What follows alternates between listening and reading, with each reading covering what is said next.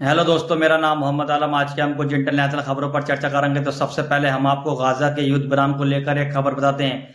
Gaza के युद्ध विराम को लेकर अमेरिका के राष्ट्रपति डोनाल्ड ट्रंप की तरफ से एक प्रस्ताव लाया गया था।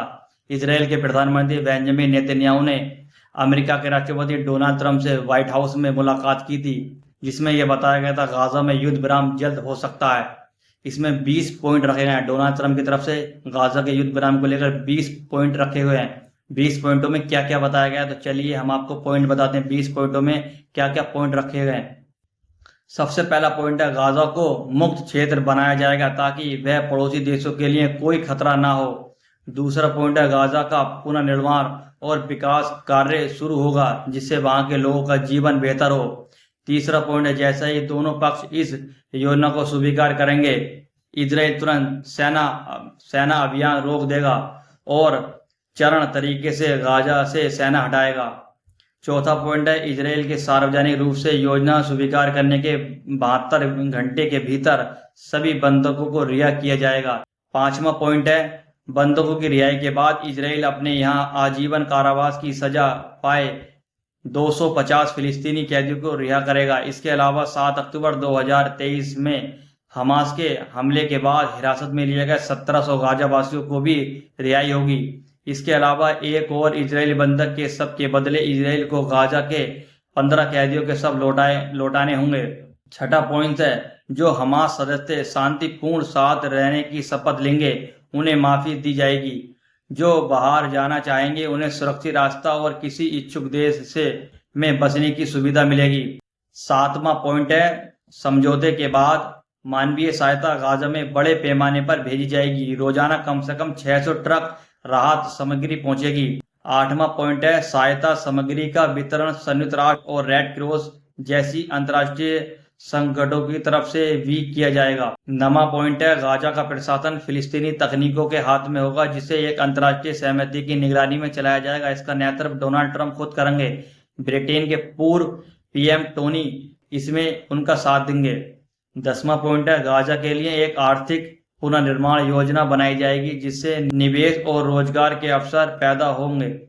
इसे अंतर्राष्ट्रीय संस्थाएं आगे बढ़ाएंगी। 11वां पॉइंट है, गाजा में विशेष आर्थिक क्षेत्र सहमति होगा जहां करों में छूट और व्यापारिक सुविधा दी जाएगी। 12वां पॉइंट है, किसी भी निवासी को गाजा छोड़ने के लिए मजबूर नहीं किया जाएगा। जो बाहर जाने चाहेगा उसे वापस लौटाने का अधिकार होगा। 13वां पॉइंट है, गाजा की शासन व्यवस्था में हमास का कोई भूमिका नहीं मिलेगी और सभी आतंकी सुरंगों व सेना ढांचे नष्ट किए जाएंगे। क्षेत्रीय देश के सुनिश्चित करेगा कि हमास और अन्य समझौते का पालन करें। 14वां पॉइंट है, अमेरिका और उसके सहयोगी देशों की मदद से अस्थायी सुरक्षा बल गाजा में तैनात होगा। ये सुरक्षा और अस्थायी पुलिस के प्रशिक्षण देंगे। इजराइल ना तो गाजा का विलय करेगा ना ही स्थायी कब्जा। 16वां पॉइंट है, अगर हमास प्रस्ताव को मानने में देरी करता है उससे पहला मुक्त क्षेत्रों में ये योजना लागू होगी। 17वां पॉइंट है, इजराइल कतर पर हमला नहीं करेगा जबकि अंतर्राष्ट्रीय समुदाय गाजा संकट में कतर की मध्यस्थता की भूमिका को मान्यता देगा। 18वां पॉइंट है, गाजा के लोगों को चरमपंथ से दूर रखने के लिए धार्मिक और संकीर्त कार्यक्रम चलाए जाएंगे। 19वां पॉइंट है, जब गाजा का पुनर्निर्माण और फिलिस्तीनी प्राधिकरण का सुधार कार्यक्रम पूरा हो जाएगा तब भविष्य में फिलिस्तीनी राज्य को रास्ता खुलकर जा सकते हैं। 20वां पॉइंट है, अमेरिका इजराइल और फिलिस्तीन के बीच लंबे समय तक राजनीतिक समाधान पर बातचीत को आगे बढ़ाएगा। इसमें कुल मिलाकर जो 20 पॉइंटों में बताया गया इसमें कोई भी हमास की भूमिका नहीं रहेगी। ये हमास को भेज दिया गया। अब इस पर हमास पहले पड़ेगा, उसके बाद ही देखते हैं इस पर हमास की क्या प्रतिक्रिया रहती है। अब देखने वाली बात होगी हमास इसे स्वीकार करता है या अस्वीकार करता है। ये तो आने वाला वक्त बताएगा। जैसे ही ये प्रस्ताव डोनाल्ड ट्रंप की तरफ से लाया गया था उसके बाद हमारे देश के प्रधानमंत्री नरेंद्र मोदी ने भी एक ट्वीट किया था। उन्होंने भी इस गाजा युद्ध विराम को लेकर अपने ट्विटर एक्स की तरफ से एक जानकारी दी थी। कुछ जैसे सऊदी अरब, जॉर्डन, मिस्र, पाकिस्तान ने भी इस प्रस्ताव का स्वागत किया था।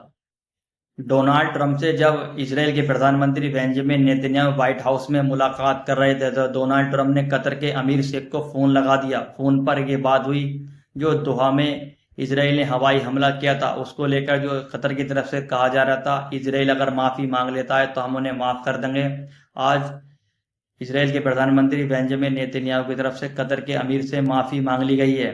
बेंजामिन नेतन्याहू ने 2 हमले के लिए कतर के पीएम से माफी मांगी और ट्रंप में व्हाइट हाउस में कराया फोन।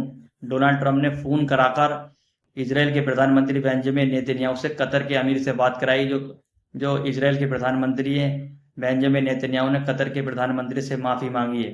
जैसे ही इसराइल के प्रधानमंत्री बेंजामिन नेतन्याहू ने कतर के अमीर से मुलाकात करते हुए माफी मांगी, उधर एक ईरानी संसद के सदस्य हामिद रशीद ने आज अपने ट्विटर एक्स पर लिखा, कतर के लोग नेतन्याहू से माफी से खुश और ये ऐसा है जैसे किसी बलात्कार हो और फिर किसी अपराधी माफी मांग ले। क्या ये खुश होने की बात है? जो कतर के अमीर की तरफ से माफीनामे को लेकर एक बात कही जा रही थी, उसको लेकर उन्होंने अपनी एक टिप्पणी दी है। जैसे डोनाल्ड ट्रंप की तरफ से गाजा युद्ध विराम को लेकर प्रस्ताव लाया गया, फिलिस्तीनी इस्लामी जिहाद आंदोलन के महासचिव रियाद अल ट्रंप और नेतन्याहू बीच प्रेस कॉन्फ्रेंस में घोषणा की गई। वह एक अमेरिका इजराइल समझौता है जो इजराइल की संपूर्ण स्थिति की अभिव्यक्ति है और फिलिस्तीनी लोगों के खिलाफ निरंतर आक्रामकता का एक नुस्खा है।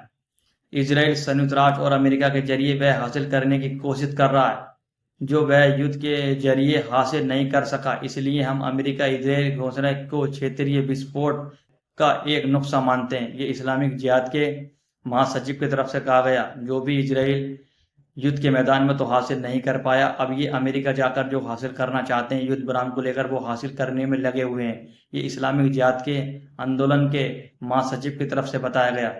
उधर कोलंबिया की तरफ चलते हैं। कोलंबियाई राष्ट्रपति की तरफ से बताया गया, इजराइल कोई अंतर्राष्ट्रीय कानून नहीं है, केवल हथियार और बल के प्रयोग पर इजराइल को रोका जा सकता है। यह कोलंबियाई राष्ट्रपति की तरफ से बताया गया।